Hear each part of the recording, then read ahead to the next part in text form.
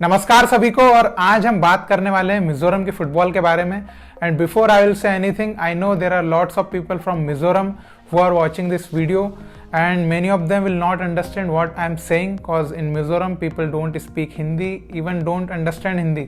So to all Mizo people, I am just praising your state for what Mizoram has done for Indian football. So a big salute to you and keep on doing this good work. Okay, तो चलिए फिर हम बात करते हैं आगे मिजोरम के football के बारे में कि भाई कैसे मिजोरम आज एक फुटबॉल फैक्ट्री के रूप में हमको दिख रहा है ना। अगर आप ऐसे देखें तो पिछले 10-15 साल पहले जाए तो मिजोरम इतना खतरनाक प्रोग्रेस नहीं कर रहा था, इतना खतरनाक फुटबॉल वहाँ का नहीं था। लेकिन अगर आप पिछले 8-10 साल देखें तो भाई मिजोरम एक बहुत ही तेजी से उभरता हुआ स्टेट आया इंडियन फुटबॉल में, है ना। और फुटबॉल की अगर पॉपुलैरिटी की बात करें तो देखिए मिजोरम हो या पूरा नॉर्थ ईस्ट आप ले लें, फुटबॉल की पॉपुलैरिटी वहाँ पे बहुत पहले से। और हम बात करें पर्टिकुलर मिजोरम की तो वहाँ पे 1980s के टाइम से फुटबॉल बहुत ज़्यादा पॉपुलर स्पोर्ट्स रहा है। और अगर हम ऐसे देखें तो 10-15 साल पहले भी वहाँ से हमको इंडियन टीम के लिए प्लेयर मिले हैं, है ना, आई लीग के लिए प्लेयर मिले हैं। लेकिन अगर आप कुछ साल पीछे का दौर देखें तो भाई कुछ ज़्यादा ही मात्रा में मतलब players, more than 100 players are professional from Mizoram. तो ये कोई छोटा आंकड़ा नहीं है ना। मतलब कि ऐसा समझ लीजिए हर जिले में से, हर एक तालुके में से, तहसील में से शायद एक प्रोफेशनल फुटबॉलर हो जो आईएसएल और आई लीग में खेल रहा हूँ। तो इस लेवल पे जा चुका है फुटबॉल वहाँ पे ना, एक फैक्ट्री बन गई फुटबॉल की। तो भैया मिजोरम में जो फुटबॉल का बदलाव आया है इसका पूरा श्रेय दिया जाता है वहाँ के जो सेक्रेटरी साहब है, लालिंगलुवा हमार साहब, जिनका निक नेम टेटे के नाम से बड़े फेमस है वो। तो टेटे साहब को जो है इसका पूरा श्रेय मिलता है कि उन्होंने एक ऐसा स्टेप लिया, इनिशिएटिव लिया, जिसकी वजह से आज मिजोरम का फुटबॉल देश में एकदम टॉप लेवल पे चलता है। तो टेटे साहब ने जब मिजोरम एसोसिएशन में पद संभाला सेक्रेटरी का, तो उनके सामने कुछ छोटे लक्ष्य उन्होंने बनाए कि भाई सबसे पहले तो मुझे मिजोरम फुटबॉल लीग जो है उसको लेके आना है ना, ग्रास रूट लेवल पे बच्चों के लिए बहुत अच्छी अपॉर्चुनिटी क्रिएट करना है और उन प्लेयर्स को प्रमोट करना है। तो ये कुछ लक्ष्य उन्होंने सोचे। तो अब सोच तो उन्होंने लिया कि ये चीज करना है, लेकिन सबसे बड़ी प्रॉब्लम क्या थी? पैसे की, कि फंड कहाँ से आएगा, है ना। क्योंकि उस टाइम पे इतना सब कुछ तो था नहीं कि भैया इतना पैसा लगाया जाए और इतनी चीजें वहाँ पे बिल्ड की जाए, इतना पैसा था नहीं। और मिजोरम पहले ऐसी जगह थी कि वहाँ पे प्लेयर्स को ये भी नहीं पता था कि फुटबॉल से पैसे कमाए जाते हैं। मतलब ऐसी स्थिति थी पहले वहाँ पे, और आज देखिए कितना बदलाव है। तो 2012 में टेटे साहब ने सोचा कि भाई अब जो है सही टाइम है लीग चालू करने का। और उन्होंने क्या किया, एक जोनेट केबल टीवी नाम की एक टीवी कंपनी थी, उसके साथ उन्होंने टाई अप किया कि भाई आप जो है पूरी ब्रॉडकास्टिंग राइट हम आपको देंगे, आप हमारी हेल्प करो, है ना। और एक डील साइन करी 1,25,00,000 रुपए की 5 साल के लिए। तो सब डील वगैरह हो गई और 2012 में फाइनली इनॉग्रेट कर दी गई मिजोरम प्रीमियर लीग। और ये रहा एक ऐसा स्टेप जिसने फुटबॉल रिवॉल्यूशन बोलते हैं ना, वो लेके आया। पूरे मिजोरम में फुटबॉल का इतिहास इस लीग ने ही बदला। इस लीग के आने से हुआ ये कि जो प्लेयर्स को बाहर जाना पड़ता था खेलने के लिए, उनको वो जाने की जरूरत नहीं पड़ी, उनको मिजोरम में ही एक अच्छी प्रोफेशनल लीग मिल गई। और इस लीग के आने के बाद इतना प्लेयर्स में ग्रोथ हुई कि मिजोरम ने संतोष ट्रॉफी जीती, नेशनल गेम्स में गोल्ड जीता, और आइजोल एफसी ने आई लीग जीता।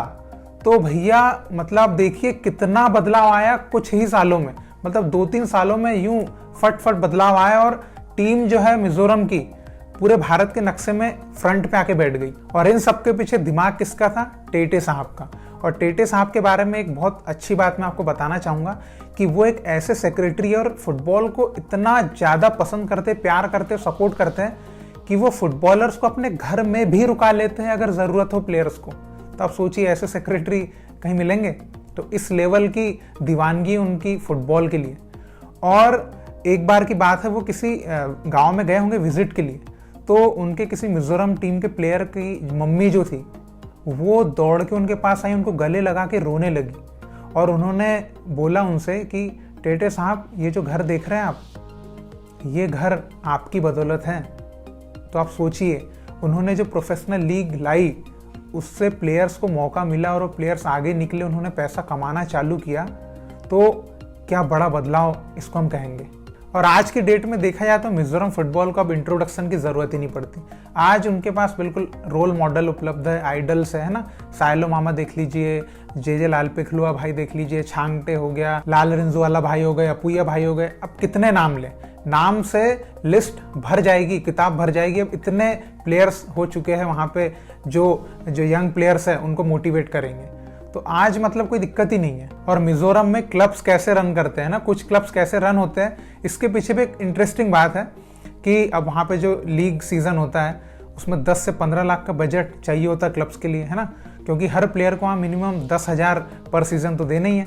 तो अब ऐसे में कई क्लब्स हैं ना भाई जिनके पास पैसा नहीं होता है, तो ऐसे में कैसे आएगा पैसा। तो देखिए क्लब्स जो है वो बड़े बड़े या तो लोगों से पैसे लेते हैं या फिर वो फंडिंग करते हैं, मतलब कि डोर टू डोर जाते हैं और चंदा इकट्ठा करते हैं। 500 रुपये, 5 रुपये भी लेते हैं। तो आप सोचिए कि वहाँ पे कोई ऐसा इशू नहीं है कि फुटबॉल को आगे ले जाना ही उनका परम जो ध्येय बोलते हैं ना, कि फर्स्ट एम जो है वो यही है कि भाई फुटबॉल आगे जाना चाहिए।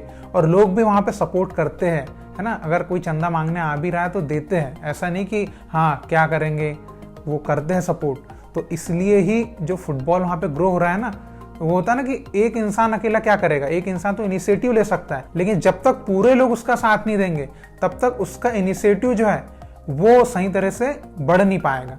तो मिजोरम के लोग भी बहुत अच्छे हैं फुटबॉल के लिए या स्पोर्ट्स के लिए, मतलब फुल सपोर्ट रहता है उनका। और अब हम नज़र डालते हैं कि अभी बीते कुछ वर्षों में वहाँ फुटबॉल को बढ़ावा देने के हिसाब से क्या और अच्छे काम हुए। तो देखिए सबसे पहले तो रिलायंस जो है उन्होंने मिजोरम फुटबॉल एसोसिएशन से करी पार्टनरशिप कोच डेवलपमेंट के लिए, वहाँ के प्लेयर डेवलपमेंट के लिए। तो आप सोचिए एक रिलायंस एक पर्टिकुलर एक स्टेट के साथ उन्होंने टाई अप किया है कि हम आपके प्लेयर्स और कोचेस को डेवलप करेंगे, तो ये बहुत अच्छी बात है। फिर फीफा ने मतलब कि डायरेक्टली फीफा ने वहाँ पर उनको एक गिफ्ट दिया है, एक फुटबॉल ग्राउंड, एक आर्टिफिशियल ग्राउंड बना के दिया। तो वो 1 करोड़ का इन्वेस्टमेंट अलग फीफा ने डायरेक्टली करके दिया है, जो उन्होंने एक अच्छा काम पहले किया उसका गिफ्ट उनको मिला। तो ये एक अच्छी बात हुई वहाँ पे। और AIFF के साइड से भी उनको काफ़ी सपोर्ट मिलता है मिजोरम फुटबॉल एसोसिएशन को। और वहाँ के जो स्पोर्ट्स मिनिस्टर साहब हैं उन्होंने अभी कुछ साल पहले मतलब ये भी कहा था कि मिजोरम में स्पोर्ट्स को इंडस्ट्री का दर्जा दिया जाए, है ना। तो ये आप सोच सकते हैं कि कितनी बड़ी बात हो गई कि स्पोर्ट्स को भी एक इंडस्ट्री मानी जाए। और इसके पीछे उनका कारण ये था कि भाई स्पोर्ट्स को अगर इंडस्ट्री बना देंगे तो इसमें कई बिजनेसमैन इन्वेस्टर्स जो है वो इसमें पैसा लगाएंगे, जिससे हमारा जो स्पोर्ट्स है और तेजी से बढ़ेगा। तो ये भी एक बहुत अच्छी बात, मतलब गवर्नमेंट के साइड से भी फुल अच्छे काम हो रहे हैं। मतलब मिजोरम की गवर्नमेंट भी उतनी ही तारीफ की हकदार है जितने कि वहाँ के लोग हैं, प्लेयर्स हैं और एसोसिएशन है। और उसके बाद अभी हाल ही में एक बहुत अच्छा काम मैं बताता हूँ कि टाटा ट्रस्ट, मतलब टाटा की तारीफ में तो मतलब ग्रंथ कम हो जाएंगे भाई, हमारा मतलब शब्द कम हो जाएंगे, इतने चीज़ें टाटा के लिए। तो टाटा ट्रस्ट जो है उन्होंने मिजोरम फुटबॉल एसोसिएशन के साथ एक करी पार्टनरशिप।